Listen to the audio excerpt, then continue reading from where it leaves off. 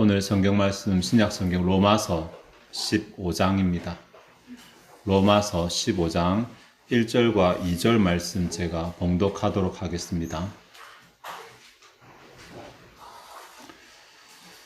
믿음이 강한 우리는 마땅히 믿음이 약한 자의 약점을 담당하고 자기를 기쁘게 하지 아니할 것이라. 우리 각 사람이 이웃을 기쁘게 하되 선을 이루고 덕을 세우도록 할지니라. 아멘. 바울의 서신들은 대체적으로 이제 두 부분으로 나뉘어집니다. 앞부분에는 교리적인 교훈이 들어있고, 그리고 뒷부분에는 실천적인 적용이 들어있고, 명령이 들어있고, 이렇게 크게 두 부분으로 나뉘어지는데, 로마서도 마찬가지입니다. 흔히 우리가 이신칭이라고만 알고 있는데, 로마서 역시 두 부분으로 나뉘어져서 1장에서 11장까지는 이신칭에 대한 교훈이 들어있습니다. 오직 의인은 믿음으로 말미암아 산다. 오직 믿음으로 구원받는다. 라는 내용이 들어있고, 12장부터 15장까지는 그러면 우리가 믿음으로 구원받은 자가 어떻게 살아야 되는지의 삶이 교훈되어져 있습니다. 마지막 16장은 이제 안부, 문안 이런 내용들로 쭉 이어져 있기 때문에 실제적으로는 이제 내용은 15장까지 끝난다고 보는데, 방금 전에 봉독한 15장 1절, 2절은 로마서 2부의 마지막 교훈입니다. 마지막이라고 할 것도 없이 로마서 2부가 생각보다 좀 짧습니다. 12장부터 시작해 15장까지 교훈이 12장에 하나, 13장에 하나, 14장, 15장에 하나, 크게 이렇게 세 부분으로 나뉘어지기 때문에 12장에서는 사랑에 대해서 말하고, 13장에서는 권세에게 순종하라는 얘기 나오고, 그리고 14장, 15장, 13절까지, 결론 말고 15장 3절까지가 마지막 교훈인데, 이 마지막 교훈은 14장 1절부터 시작되거든요. 14장 1절 여러분 보시면, 믿음이 연약한 자를 너희가 받되 그의 의견을 비판하지 말라. 믿음이 연약한 자에 대한 이야기가 나오죠. 방금 전에 제가 봉독한 15장 1절에도 믿음이 강한 우리는 마땅히 믿음이 약한 자의 약점을 담당하고 나서 또다시 믿음이 약한 자에 대해서 이야기하고 있죠. 하나의 큰 교훈입니다. 근데 이 주제가 믿음이라는 화두를 가지고 말하지만 실제적으로는 믿음이 약한 자들에 대해서 우리가 어떻게 해야 되는지를 교훈하고 있습니다. 여기서 말하는 믿음이 로마서 앞부분에서 말하는 이신칭의 믿음인가? 물론 다른 믿음으로서 믿음은 한 가지지만 초점은 조금 다릅니다. 로마서 앞부분 1장에서 11장까지는 우리가 구원받기 위해서 어떤 믿음을 가져야 되는가라는 그 믿음, 예수님께서 내 죄를 대신해서 십자가 못 박혀 돌아가셨다는 사실을 인정하는 믿음, 이것이고, 그거 초점 맞추고, 똑같은 믿음이지만 12장부터는 그러면 그 구원받은 자들은 이 믿음을 어떻게 써야 되는가? 성화론적 차원에서 믿음입니다. 그런 차원에서 구원받은 자들끼리 교회 안에서 이제 믿음이 강한 자, 믿음이 약한 자 이렇게 구분합니다. 이렇게 우리가 믿음이 약한 자들을 믿음이 약한 자를 돌아보고 그들을 비판하지 않고 이렇게 하는 것의 결론이 15장 7절부터 나오거든요. 7절에 보시면, 그러므로 그리스도께서 우리를 받아 하나님께 영광을 돌리신 것 같이 너희도 서로 받으라 라고 말합니다. 여기에 그리스도께서 받아, 또 서로 받으라. 이것은 14장 1절에 믿음이 연약한 자 너희가 받되 라고 말하는 같은 단어입니다. 이것은 옆으로 부른다, 가까이 하다, 품는다, 이런 뜻들을 가지고 결론이 이것입니다. 그러니까 교회 안에서 믿음이 강한 자들은 믿음이 약한 자들을 이렇게 품어야 된다. 우리 요즘처럼 품어야 된다고 말해야 될까요? 그렇게 할 수 있습니다. 왜 그렇게 해야 되는지에 대한 이야기도 나오는데 13절이 이제 마지막이거든요. 마지막 13절을 보시면, 소망의 하나님이 모든 기쁨과 평강을 믿음 안에서 너에게 충만하게 하사 성령의 능력으로 소망이 넘치게 하시기를 원하노라. 형식은 기원문입니다. 형식은 기원문이고, 어떤 사람은 축도라고 말하는데, 형식은 기원문이지만 내용상, 문맥상 보면 이것은 복이라고 할 수 있습니다. 복의 선언. 이렇게 하는 자에게 이러한 복을 기대할 수 있다. 혹은 이러한 복을 주신다. 라는 것으로 볼 수 있습니다. 거기에 보면 내용이 참 많은데, 일단 하나님을 소망의 하나님이라고 이렇게 말하고 있죠. 그죠? 소망의 하나님이라는 말은 하나님이 뭔가를 소망하신다는 말은 아니잖아요. 그러니까 우리가 소망하는 하나님이라는 말이죠. 우리가 하나님께 뭔가 기다리고 기대하는데, 그 하나님께서 모든 기쁨과 평강을 우리에게 충만하게 하십니다. 모든 기쁨과 평강. 여기에 기쁨이라는 이 단어는 뭔가를 얻어서 기쁜 것입니다. 네. 앞에서 쇼하는 것을 보고 기쁜 것이 아니라 내가 뭔가를 얻어서 기쁜 것이니까, 크게 말하면 우리가 소망하는 것에 대한 응답이라고 말할 수 있죠. 평강도 마찬가지. 지난주에 했다시피 이것은 문제가 해결되고 나서 누리게 되는 안식입니다. 그러니까 우리가 하나님을 소망할 때에 하나님 지금 내가 잘 나가는데 더 잘 나가게 해주세요. 이런 소망이 아니라 하나님 지금 내가 너무 힘든데 이것 해결해 주세요. 하나님 내게 문제가 있는데 이거 넘어서게 해주세요. 이런 식으로 소망할 때 그 소망에 대한 응답을 하실 것이라는 이야기가 하나 있고, 그 다음에 성령의 능력으로 또 소망이 넘치게 하시기를, 이렇게 말하네요. 아니, 앞에서 소망의 하나님은 응답을 받은 이야기를 하는데 왜 또 이렇게 말하냐면, 우리가 소망하는 하나님, 우리가 소망하는 하나님께서 우리에게 응답하실 때까지 우리의 소망이 사라지지 않고 우리의 소망을 붙잡아 주시는 게 성령의 능력이시거든요. 그러니까 쉽게 정리하면, 지금 앞에 이렇게 어쨌든 이렇게 살아가는 사람들이 결론적으로 바울이 그들에게 무슨 축복을 하냐면, 이런 사람들은 하나님께서 응답하실 때까지 마음에 있는 그 소망이 사라지지 않을 것이다. 그리고 하나님께서 응답하실 것이다. 이렇게 말하고 있어요. 복이죠, 그죠? 그러니까 이런 복을 받기 위해서는 우리가 믿음이 연약한 자를 받아야 된다. 뭐 이렇게 이제 말하는 것입니다. 이런 큰 문맥 안에서 우리가 좀 본문을 생각해 보려고 하는데, 14장에서는 믿음이 연약한 자에 대해서 비판하지 말라라고 말해서 부정적인 이제 것을 하지 말라라는 것을 이렇게 교훈을 했거든요. 근데 15장에서는 믿음이 연약한 자를 너희가 믿음의 약점을 담당하라라고 이렇게 긍정적인 명령으로 좀 바뀝니다. 그래서 15장 1절하고 2절만 오늘 좀 생각할 건데 내용이 굉장히 많아서 그것도 조금 정말 줄여서 생각할 것인데, 14장의 문맥도 같이 생각을 하도록 하겠습니다. 15장 1절인데 1절은 한글 성경으로 딱 보면, 저는 제일 처음에 1절을 딱 봤을 때, 예전에 봤을 때 별로 기분은 안 좋았어요. 왜냐하면 편가르게 하는 것처럼 보였어요. 제 눈에는. 그냥 믿음이 강한 자들은 이라고 말하면 되는데 믿음이 강한 우리는 이라고 말했다는 거죠. 이게 저는 기분이 나쁜 거예요. 네. 왜냐면 제 생각에 제가 그 우리에 못 들어갈 것 같아서 그런 것 같은데, 이렇게 표현해버리면 교회 안에서 믿음이 강한 사람 따로, 믿음이 약한 사람 따로 이렇게 꼭 그룹을 지어놓은 것처럼 이렇게 보여서 별로 기분이 좋지 않았는데, 사실 1절은 좀 오해하기 쉽도록 그렇게 번역이 됐습니다. 1절에 좀 번역 말고 실제 의미를 좀 생각해 보도록 하겠습니다. 여기 한글 성경에 믿음이 강한, 믿음이 약한, 이렇게 강하다, 약하다 이렇게 번역해 놓은 이 부분이 사실은 조금 맞지 않습니다. 왜냐하면 본래 이 단어는 강하다, 약하다는 단어가 아니기 때문에, 디나메오라는 단어는 이제 할 수 있다, 뭔가를 할 수 있다. 다음에 반대는 할 수 없다. 이런 단어로 되어 있습니다. 그러니까 무언가를 할 수 있는 사람과 무언가를 할 수 없는 사람으로 구분합니다. 이게 상당히 뜻이 달라집니다. 그러니까 믿음이 강한 우리는이라고 말하면 우리라는 사람들은 믿음이 강한 사람들이다 라고 하는 것을 강조하는 것처럼 보이죠. 근데 실제로 본문은 사람을 강조하지 않습니다. 상태로 구분합니다. 무언가를 할 수 있는 상태와 무언가를 할 수 없는 상태입니다. 근데 재밌게도 바울은 그 무언가가 무엇인지는 말 안 합니다. 그러니까 특정 콕 집어서 이거 할 수 있는 사람과 없는 사람 이렇게 구분하면은 선명한데, 그렇게 하지 않고 그것이 무엇이든지 간에 교회 안에서 할 수 있는 사람과 할 수 없는 사람 구분합니다. 그러면 이게 참 재밌는 게, 교회 안에서 무엇이든지로 기준을 확장시키잖아요. 그러면 이게 그때그때 사람이 달라집니다. 우리 가운데 찬양 잘하는 사람과 찬양 못하는 사람, 근데 똑같은 사람 구분하게, 요리 잘하는 사람과 요리 못하는 사람, 운전할 수 있는 사람, 운전할 수 없는 사람 구분해 보세요. 나는 어디에는 들어가고 어디에는 안 들어가게 됩니다. 그러니까 지금 바울이 로마서 15장 1절에서 우리를 구분하고 있는, 혹은 강하고 약하고 할 수 있고 없고를 구분하는 것은 사람을 기준으로 요만큼 저만큼 가르는 것이 아니라 어떤 기준에서 보았을 때 그것을 할 수 있는 사람과 그것을 할 수 없는 사람을 말하는 것입니다. 그 기준은 상황에 따라, 시간에 따라 달라집니다. 어제는 난 그거 할 수 있었는데 오늘은 난 그걸 못 할 수도 있습니다. 오늘 감기 걸려서 찬양 못 할 수도 있잖아요.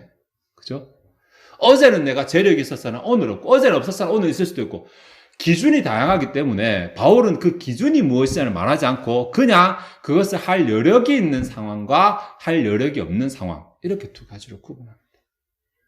어릴 때는 힘이 없어서 뭘 못했지만 나이가 자라니까 몸에 힘이 생겨서 교회를 할 수도 있고, 그렇죠? 그러니까 이것을 사람을 구분하는 것은 아닙니다. 또 여기에 약점이라고 말을 했는데 마땅히 믿음이 약한 자의 약점은 우리나라에서 별로 어감이 안 좋잖아요.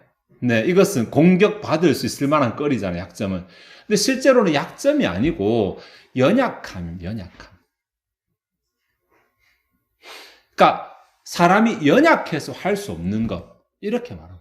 본문에서는 사람이 연약해서 할 수 없는 그런 부류가 있고, 다음에 반대로 할 수 있는 사람이 있다라고 말하는 것입니다. 연약한 반대말이 강함인데, 강함에 대해서는 본문 기록 안 해놓고 있습니다. 그냥 무언가를 할 수 있는 사람과 할 수 없는데 연약해서 할 수 없는 사람, 이렇게 구분합니다. 할 수 있는데 안 하는 사람은 구분 안 합니다. 그런 사람은 본문이 관심 없습니다. 예, 하고 싶지만, 해야 하지만 연약해서 할 수 없는 사람.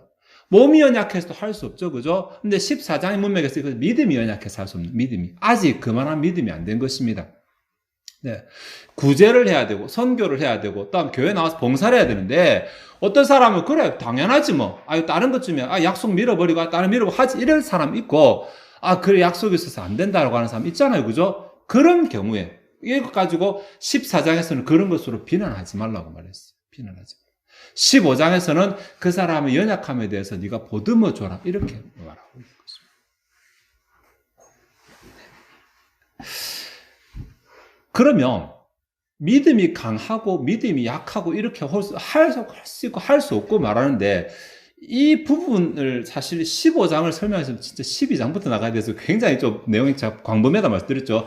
여기서 믿음이 강한 혹은 할 수 있는 자와 할 수 없는 자를 생각하기 위해서는 12장을 안 갈 수가 없어요. 딱 한 부분만 보도록 하겠습니다.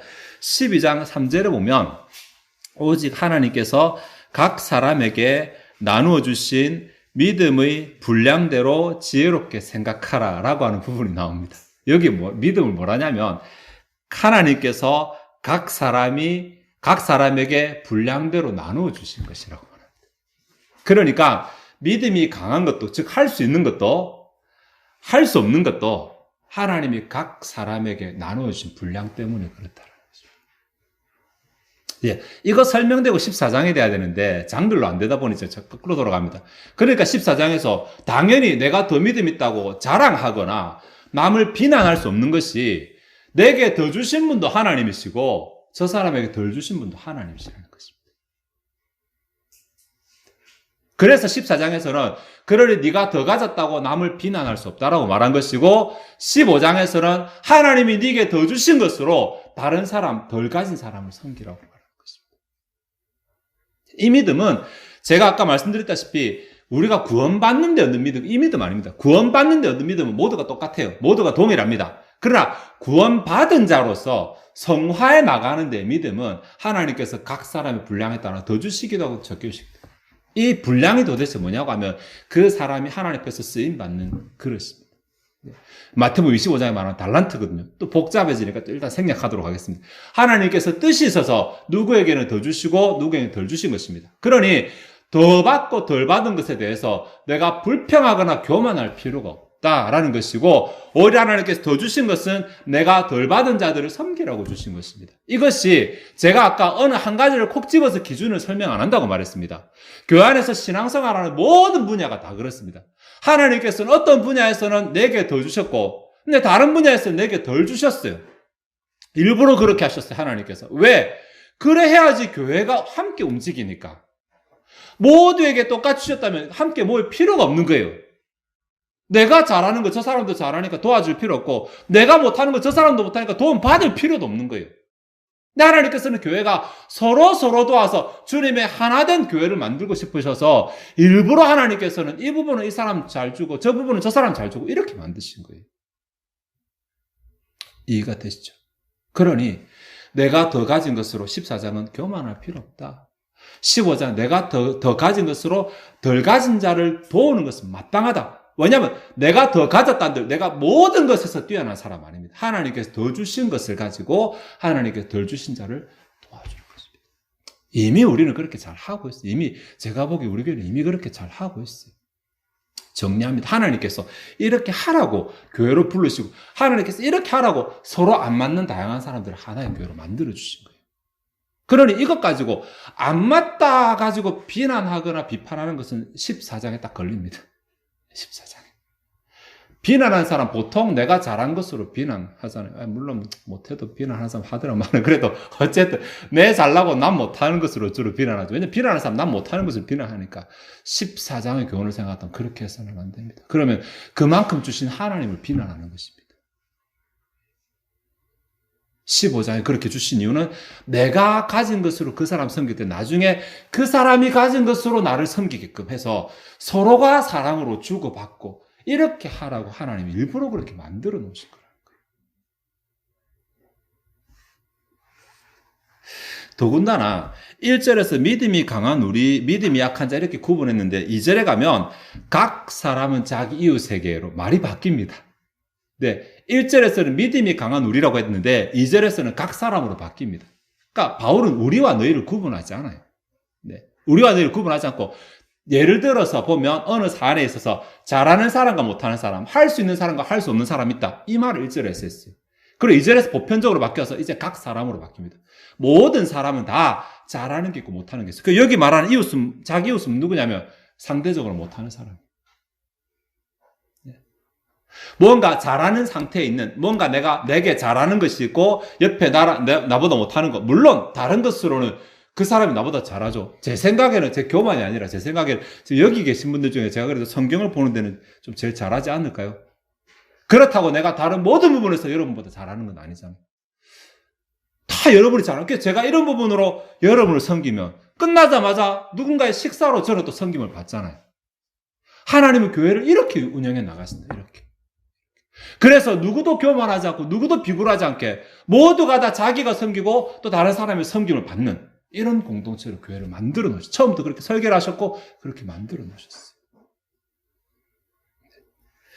그러니 내가 할 수 있는 것으로 다른 할 수 없는 자를 깔보거나 비난하거나 지적하는 것이 아니라 내가 할 수 있는 것이 발견되면 그것은 반드시 그 사람을 섬겨야 되는 하나님의 계획이 있다라고 생각을 하셔야 되는 것입니다.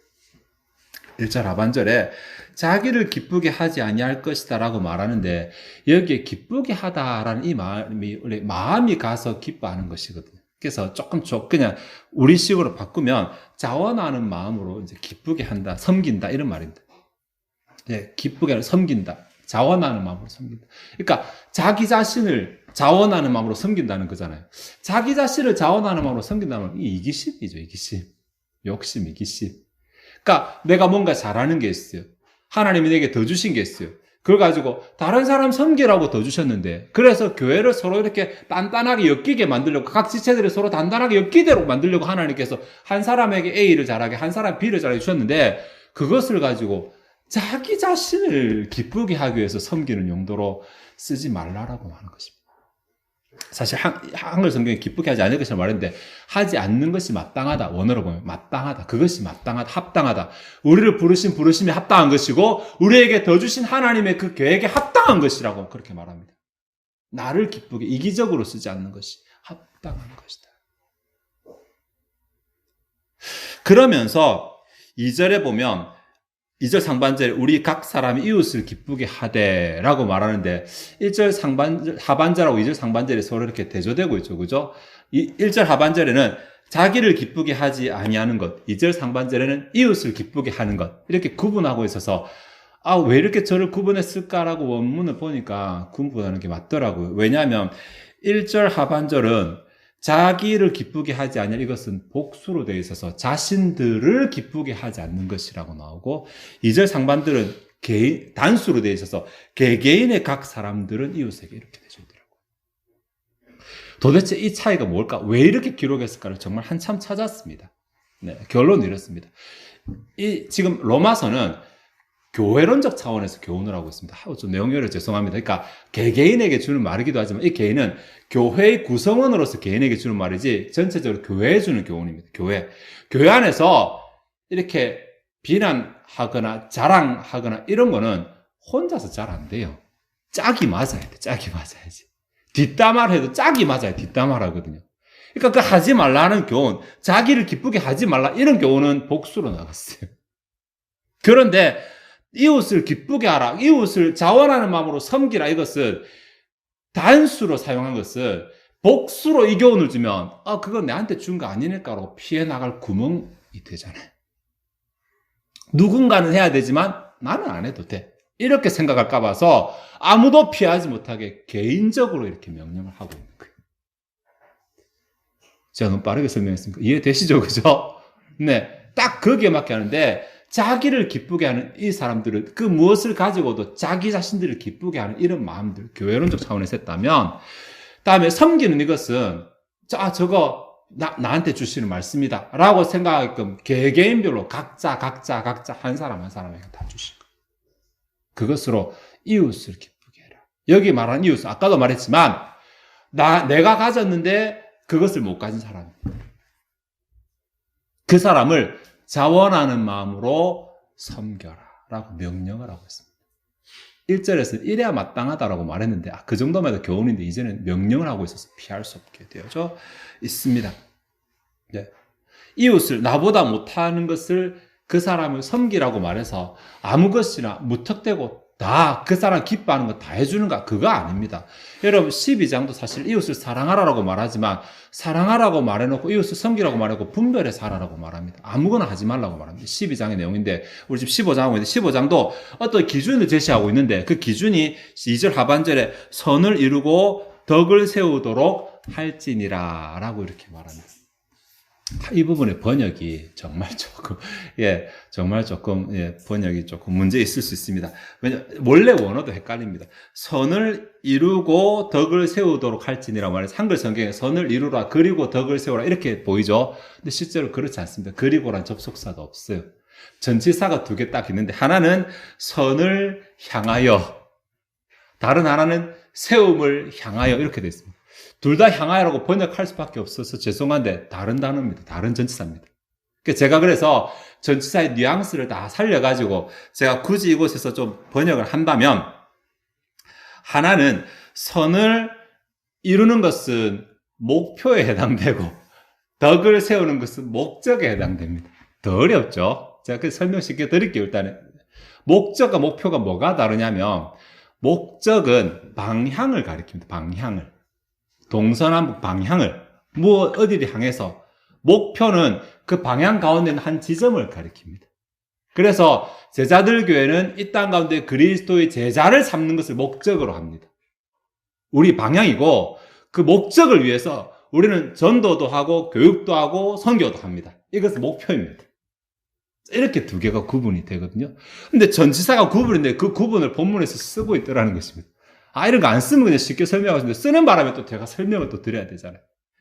결국 여기 본문에서 말하는 목적은 뭐냐면 덕을 세우는 것을 목적으로 말하는데 원어에는 덕이라는 단어가 없어요. 그냥 세우는 것입니다.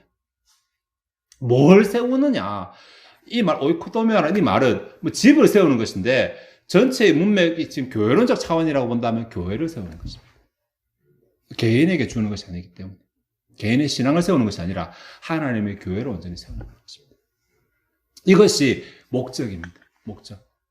믿음, 우리가 하나님께서 교회를 세우기 위해서 각자에게 누구에게는 이걸 더 주시고 누구에게 더 주셨잖아요. 그죠? 그것을 할 수 있는 상태가 됐잖아요. 그 할 수 있는 상태를 하나님 앞에서 자각하는 것이 믿음이거든요. 하나님 앞에서. 하나님 모르고 하면 내 장기가 되죠. 그것은 내 장기. 근데 하나님 앞에서 자각하면 이것은 내게 섬기라고 하나님이 더 주신 것이구나. 그 믿음이에요, 믿음. 네. 그래서 이것이 믿음으로 할 수 있는 자인 것이 본문에서 이 사람은 다른 사람을 하나님께 덜 주신 자에게 그것을 섬기는 이것이 믿음입니다. 이 믿음을 통해서 하나님께서 교회를 세워나가십니다. 13절에 13절 다시 보시면 소망의 하나님이 모든 기쁨과 평강을 믿음 안에서 너에게 충만하게 하사죠. 그냥 아닙니다. 그냥 복 주시는 게 아니고 믿음 안에서 이 믿음이 지금 15장 1절에 믿음이 강한 자 14장 1절 믿음이 약한 이 믿음입니다. 지금 14장부터 시작된 이 믿음에 대해서. 이 믿음은 결국은 하나님 앞에서 내게 허락하신 이것이 하나님 쓰시기 위해서 내게 더 주신 것이구나라는 것을 자각하는 믿음이에요. 하나님께서 내게 더 주실 때는 이 부분에 있어서 다른 사람을 섬기라고 주신 것이구나라고 인정하는 믿음인 것이. 그것에 순종하는 믿음인 것이. 그러니 나는 조금 요리를 잘하지만 뭐 귀찮으니까 이렇게 생각하시면 안 됩니다. 하나님은 그것으로 교회를 섬기라고 내게 더 주신 거예요. 그런 믿음 안에서 아까 말한 하나님의 기쁨과 평강이 충만해집니다. 그런 믿음 안에서. 그러니까 그냥 이런 선언을 받고 이런 기원을 받았다고 해서 그냥 기쁨과 평강이 충만해지는 것이 아니라 우리가 이 믿음을 지켜나갈 때, 하나님 앞에서 이 믿음의 의식을 가지고 있을 때, 내게 더 주신 것으로 하나님이 섬기라고 하셨구나, 섬겨야지 순종할 때, 그런 교회 공동체 안에는 하나님의 기쁨과 평강이 충만해집니다. 다시 본문으로 와서 2절에 선을 이루고 덕을 세우도록. 내용이 좀 복잡하죠. 이게 순서대로 나가야 되는데 죄송합니다. 교회를 세워나가는 그 목적을 향해서 선을 이룬다고 말했는데, 본문에 이룬다는 단어도 없어요. 그런 번역 없어요. 그러니까 선을 향하여라고 했는데, 여기 말하는 선 아가도스가 하나님 보시기에 기뻐하실 만한, 하나님 보시기에 합당한, 이런 단어거든요. 그러니까 하나님께서 보시기에 기뻐하실 만한 열매를 맺는다라고 볼 수 있어요. 우리가 믿음을 가지고, 사랑 아니고 믿음을 가지고, 하나님을 향한 믿음 가지고 내게 더 주신 것을 다른 사람 섬길 때, 그 사람이 불쌍해서도 아니고 그 사람이 좋아서도 아니고 하나님이 내게 더 주셨을 때 저 사람 섬기라고 주신 것이라고 하는 하나님 앞에서 믿음의 자세를 가지고 그 사람을 섬길 때 하나님이 기뻐하시는 선한 열매를, 궁극적으로는 하나님의 교회가 세워지는 것을, 이 기준이 돼야 된다는 것입니다. 그러니까 하나님이 내게, 예를 들어서 하나님 내게 돈을 더 주셨네, 저 사람하고 놀고 먹고 마시자, 이거 안 된다는 것입니다. 그 하나님 보시기에 기뻐한 열매가 아니니까. 그렇죠? 내가 이것을 했을 때 하나님께서, 내가 저 사람 섬길 때 하나님께서 보시기에 기뻐하실 것인가 생각하고, 이거 하나님께서 보시기에 기뻐하시겠다라고 싶으면 내 것을 위해 그 사람 섬기는 것입니다. 이거 믿음 없이는 불가능합니다. 그렇지 않나요? 그러니까 지금 믿음의 문맥을 벗어나지 않고 있어요. 여러분 식사 당번하실 때 이거 왜 이렇게 빨리 돌아오노? 이렇게 섬기시면 그 믿음 아닙니다. 믿음 아닙니다. 하나님, 제가 주의 이름으로 하나님이 내 솜씨를 이용해서 지금 주의 교회를 먹이십니다. 네, 기왕 할 거 그렇게 하고 한번 노래해요. 기왕 할 거. 그러면 그것은 믿음 안에서, 그 믿음 안에서 하나님의 기쁨과 평강이 충만해질 것입니다. 무엇을 하는가가 아니고, 지금 본문은 어떤 마음으로 하는 걸 말하면서, 어떤 마음으로. 그죠? 이 어떤 마음이 믿음의 마음이 될 수 있고, 믿음 아닌 마음이 될 수 있는 거예요. 교회 안에서 무엇에 관해서 말 안 해요. 사람에 관해서 말 안 해요. 상태에 관해서 말하고 있어요. 그 기준을 가지고 우리가 이웃을 섬기되, 그러니까 내가 가지고 있는 장점을 가지고 내 그 장점으로 섬길 수 있는 사람 섬겨야지, 그 장점으로 반대로 그 장점을 더 가진 사람을 섬기면 그건 아부고 뇌물이죠. 그죠? 말고 그 장점으로 섬길 수 있는 자를 섬겨요. 네. 분명히 하나님은 분명히 내게 장점을 더 주셨어요. 하나님은 똑같이 안 만드셨어요. 그런 필요가 없어요. 분명히 내게 장점을 더 주셨어요. 어느 부분인가 장점을 더 주셨어요. 분명히. 예. 방금 전에 말한 그 외에도 여러 가지, 때로는 감정적으로 내게 장점을 더 주셔서 나는 공감하는 게 너무 잘 된다. 저 사람 얘기 들으면 내 얘기 같고 그 가슴이 아프고 내가 기도가 되고, 이런 것도 장점이잖아요. 이런 것도 장점. 잘 듣는 것도 장점이고. 네. 시간이 많은 것도 장점이에요. 시간이 많은 것도. 전화도 하고 찾아가고 어디 혼자 가기 힘든데 같이 가지고, 하나님께서 반드시 내게 장점을 더 주셨어요. 네. 그게 장점이 시간 따라 달라집니다. 시간 따라, 시대 따라, 연령 따라 달라집니다. 어릴 때는 안 됐는데 나들면 됩니다. 네. 신앙이 어릴 때는 기도 잘 못했는데 내가 좀 기도 좀 되고, 또 내가 직장이자 은퇴하고 나니까 시간이 많아지고, 항상 하나님께서는 내가 남들보다 잘 하는 것을, 할 수 있는 것을 내게 허락을 하셨고 하십니다. 그러니 관심 가져야 돼요. 하나님께서 내게 더 주신 것은 무엇일까? 왜 더 주셨을까? 이거 섬기라고 더 주셨다라고 인정하면 그 사람 믿음 있는 사람, 그 사람 믿음 강한 사람, 할 수 있는 사람. 네. 그것으로 자기 유익을 위해서 섬기지 말라고 하잖아요. 자기를 위해서. 시간 남는다고 자기를 위해 쓰지 말고, 다른 거 남는다고 자기를 위해 쓰지 말고, 하나님 앞에서 이거 내가 섬기라고 주신 것이라고 인식이 되면 섬길 대상을 찾아 섬겨야 돼요. 그 믿음 안에서 하나님의 기쁨과 평강이 충만해집니다. 네. 좀 말씀을 정리하도록 하겠습니다. 로마서는 믿음으로 시작해서 믿음으로 끝납니다. 근데 예수 믿음은 구원받는다는 믿음에서 시작해서 예수 믿는 자가 이 믿음으로 살면 복 받는다는 믿음으로 끝납니다. 좋죠. 오늘 두 번째 그 믿음에 대해서 말했는데, 하나님께서 우리 각자에게 허락하신, 교회 공동체 안에 허락하신 개개인의 장점들, 개개인이 할 수 있는 것, 이것은 평생 동안 주신 장점도 있고, 시간 따라 주셨다 안 주시는 장점도 있고, 상황 따라 되는 것도 있고 안 되는 것도 있어요. 그러니까 그 순간 하나님께서 내게 어떠한, 내가 지금 무엇을 할 수 있게 하셨는가, 이 모든 것이 하나님에게서 왔다는 사실을 인정한다면, 내게 무엇을 할 수 있게 하셨는가를 보고 찾았다면 그것으로 할 수 없는 자를 섬겨야 돼요. 아이고 아까워서 못 섬기겠다. 믿음 없습니다. 예, 하나님께서 그것으로 갚아주신다는 믿음이 없으니까 그렇게 아까워하는 것입니다. 그것을 내가 섬겼을 때 하나님께서 내게 기쁨과 평강으로 충만하게 하신다는 사실을 믿지 못해서 못 섬기는 것입니다. 믿지 못해서. 하나님 믿는 믿음이라면 그것으로 섬기고, 과감하게 섬기고, 믿음의 씨를 뿌리고 하나님께서 거두게 하실 것을 소망하면 됩니다. 네. 눈물을 흘리며 씨를 뿌리는 자는 기쁨으로 단을 거둘 것이라고 하잖아요. 반드시 기쁨으로 단을 거두게 될 것입니다. 하나님이 살아계시니까. 이 믿음을 가지고 있다면, 내게 없는 것으로 불평하는 것은 믿음 아니에요. 하나님이 내게 이만큼 주시고 저 사람에게 저만큼 주시는 이유가 있어 주신 것이, 아까 제가 12장 읽었잖아요. 하나님께서 각각에게 그 믿음 분량대로 주셨어요. 그러니까 하나님이 그만큼 주신 것에 대해서 불평할 필요 없어요. 하나님께서 이 뜻이서 하신 것이니까. 대신에 하나님께서 내게 더 주신 것으로 그 사람을 섬기면 하나님께서 나의 부족한 것은 누구를 통해 채워주실 거예요. 미국에 드러커라는 학자가 있거든요. 그 드러커의 법칙이라는 유명한 그 법칙을 만든 학자가 있어요. 이게 뭐냐면, 내게 장점이 20%가 있고 단점이 80%가 있어요. 한국 사람들은 단점을 보완하느라고 평생을 다 씁니다. 그런데 내가 장점을 키우려고 노력하면 이 20%의 장점이 80%의 단점을 보완하는 결과를 나타낸다. 이 법칙을 찾아낸 학자거든요.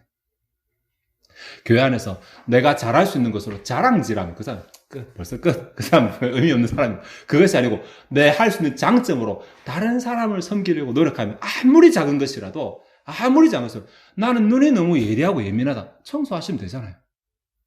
남들 못 보는 먼지도 잡아내고. 네, 저는 벌레에 정말 취약하거든요. 여러분 아시죠? 제 집사람 벌레 굉장히 강하거든요. 강한 것도 그냥 네, 저는 그 순간에 집사람 찾습니다. 도와달라고. 반드시 장점이 있어요. 반드시 장점이. 누구나도 다 목소리가 죄송한데, 누구나 다 장점이 있어.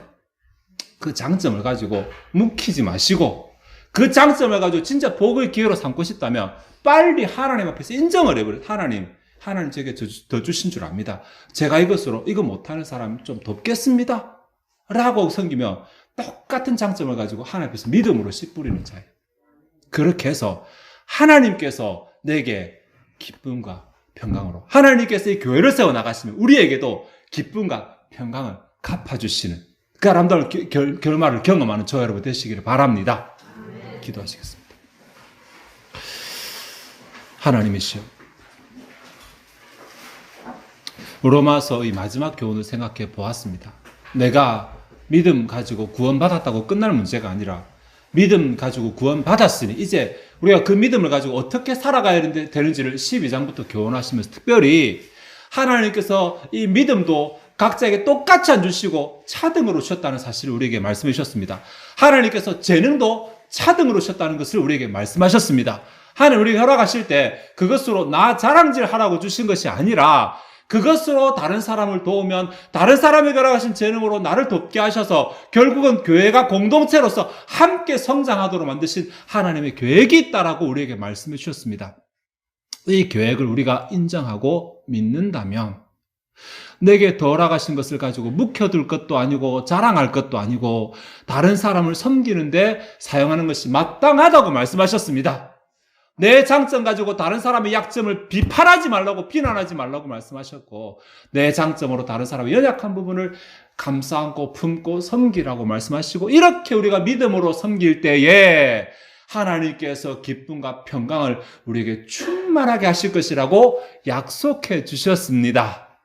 나는 아무것도 안 하면서, 내가 해야 될 것을 하지 않으면서 하나님의 복을 기대하는 어리석은 자 되지 말게 하시고, 하나님께서 복 주실 수밖에 없도록 내가 할 몫을 감당하는 자들이 되게 해 주옵소서. 이 교회가 그러한 교회가 되게 하옵소서. 이미 이 교회가 그렇게 하게 하심을 감사드립니다. 더욱더 그리하는 교회가 되게 하여 주시옵소서. 이 시간 주 앞에 준비된 예물을 드리고자 합니다. 우리의 마음이 즐거이 하나님을 헌신하게 하옵소서. 감사드리며 예수 그리스도 이름으로 기도하옵나이다. 아멘.